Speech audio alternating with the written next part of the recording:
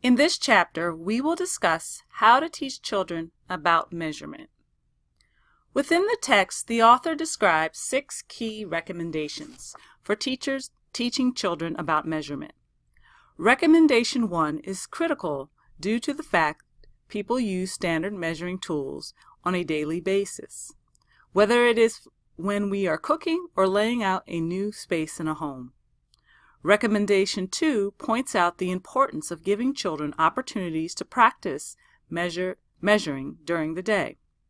In a center-based program, this often can occur during family-style eating for meals, as well as when children are engaging in creative activities. Recommendation 3 is about helping children to be able to describe the process of measuring to others. Recommendation 4 points out the importance of giving children opportunities to use measurement concepts to solve problems. Recommendation 5 is about those teachable moments for measurement that occur in and outside the classroom. Can you think of a few?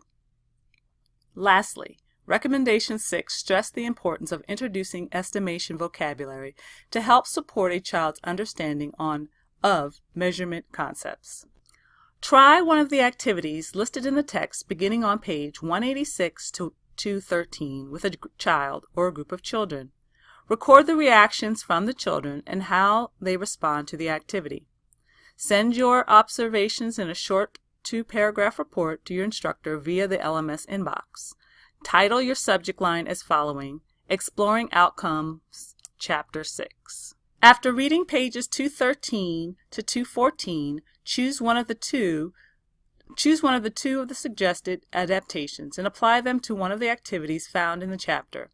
Send what you have applied to your instructor via the LMS inbox.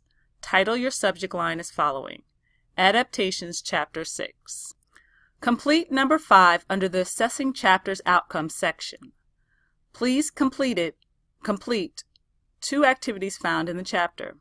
Please complete it on 2 activities found in the chapter. Be prepared to share with the group via a course announcement set up by your instructor.